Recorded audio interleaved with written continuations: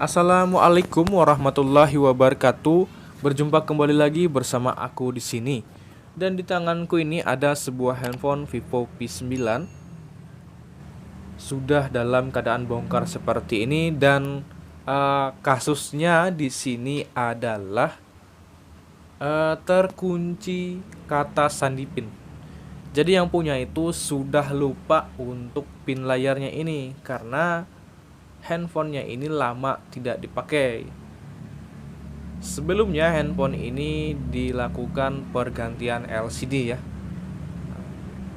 Oke, teman-teman bisa lihat di situ masih posisinya dalam keadaan terkunci PIN layar 4 digit angka. Dan sudah aku coba tadi beberapa kali namun tetap tidak bisa, malah muncul tulisan telepon ini sudah terkunci ya selama beberapa detik ya. Oke, jadi kenapa handphone ini aku bongkar? Kita di sini untuk melakukan format datanya atau menghapus PIN kunci layarnya itu tidak bisa melalui via recovery kawan-kawan ya. Karena pada saat kita masuk di web data, via recovery-nya malah minta kunci PIN layar yang sebelumnya ya.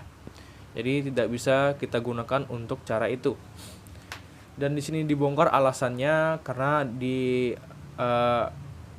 sini ada mode test point atau EDL. Nah, teman-teman bisa lihat di sini di dekat soket baterai, di situ ada 2 titik ya. Nah, ini ada 2 titik ya yang dipakai. Satu ini dengan satu ini ya. Jadi itu adalah test pointnya. Teman-teman bisa lihat bagian gambar. Nah, setelah itu kita bergabung dulu dengan tampilan komputer. Setelah di tampilan komputer seperti ini, teman-teman bisa siapkan bahan-bahannya. Untuk bahan, teman-teman silahkan download di link deskripsi di bawah. Sudah aku letakkan. Oke. Menuju ke folder bahan, di sini ada reset kunci layar untuk Vivo V9. Di situ juga ada file Vivo V9 ya, file recovery-nya. Nah, ini aku ekstrak dulu, yang mana ukuran ini cukup kecil kawan-kawan ya. Nah, teman-teman bisa lihat ini adalah filenya untuk melakukan format kunci layarnya nanti. Nah, di situ ada juga KPST. KPST ini sama halnya dengan QFill kawan-kawan ya. Nah, teman-teman bisa ekstrak juga. Lalu yang belum melakukan install silahkan install KPST-nya dulu. Berhubungan di sini saya sudah install untuk KPST-nya, jadi tidak saya install ya. Untuk penginstalan itu cukup mudah kawan-kawan ya, tidak terlalu sulit ya.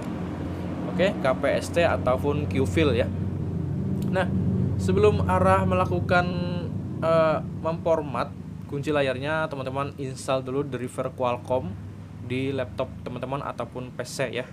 Nah, di sini aku cari dulu QFill-nya yang sudah aku install tadi. Nah, di sini ya, QFill. Oke, kita klik open. Kita tunggu sebentar sampai QFill-nya terbuka. Nah, dan tampilannya itu seperti ini kawan-kawan ya. Oke.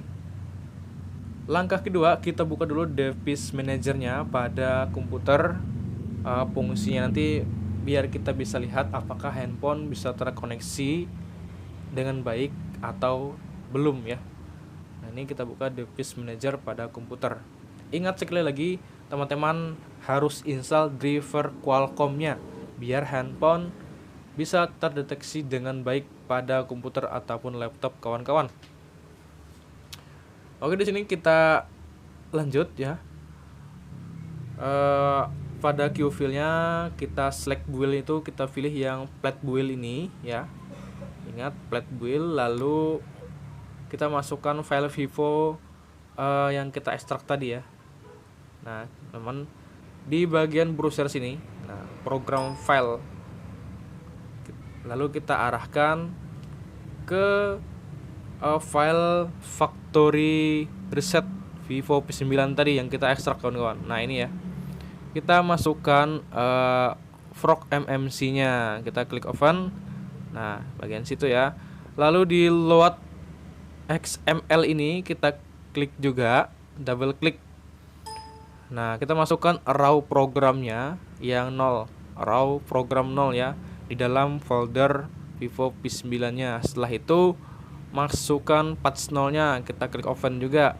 Nah, kalau sudah semua program masuk, jadi bisa kita kembalikan ke handphonenya. Nah ini ya, kita kembali ke handphonenya. Posisi handphone dalam keadaan mati dan baterainya itu dicopot saja, nggak apa-apa ya. Teman-teman siapkan kabel USB yang terhubung pada laptop ataupun PC kawan-kawan. Nah, lalu hubungkan kedua titik test point tadi ya, menggunakan pinset seperti ini kawan-kawan ya. Jadi kita hubungkan dulu test point atau mode EDL-nya tadi. Setelah kita hubungkan kedua titik test point itu, lalu colok USB-nya yang terhubung pada komputer. Kita tunggu sebentar sampai muncul di device manajernya sebagai portcom QD-Loader 9008. Oke, teman-teman bisa lihat di sana di bagian portcom-nya itu sudah terdeteksi Qualcomm HS USB QD-Loader 9008 yang mana sudah terkoneksi ya. Nah, lalu kita kembali ke Q-File-nya, kita pilih select port, di situ sudah terdeteksi juga. Kita pilih OK. Nah, teman-teman bisa lihat ya, sama ya dengan yang ada di device manager. Dan setelah itu kita klik download. Kalau sudah terdeteksi dengan baik ya, nih aku geser dulu. Kita klik download. Nah, kita tunggu prosesnya sampai selesai. Untuk proses ini cukup sebentar kawan-kawan, tidak memakan waktu yang cukup lama ya. Artinya tidak lama untuk proses formatnya.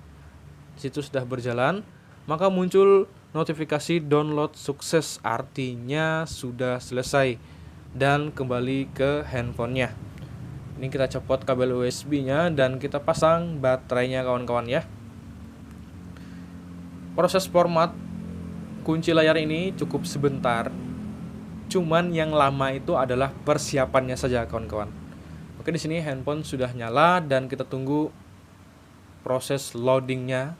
Dan di sini juga aku bantu dengan charger ya, karena untuk menghindari kehabisan baterai. Oke, buat teman-teman apabila menemui bootingnya agak lama itu jangan panik. Ya, dia memang agak lama, sekitar 5-10 menit itu bootingnya. Jangan dikira handphonenya ini boot loop. Tidak ya kawan-kawan ya, tidak apa-apa ya. Memang agak lama dia untuk bootingnya. Dan di sini sudah muncul di selamat datang. Artinya handphone sudah terbebas dari kata sandi PIN. Tinggal selanjutnya kita melakukan setup aja pada handphone ini. Ikuti langkah-langkah yang ada di handphonenya. Oke, ingat ya, bila mana teman-teman menemui booting yang agak lama itu tidak apa-apa ya. Memang loading itu sekitar 5-10 menit kawan-kawannya, ditunggu saja sambil handphonenya itu di charger.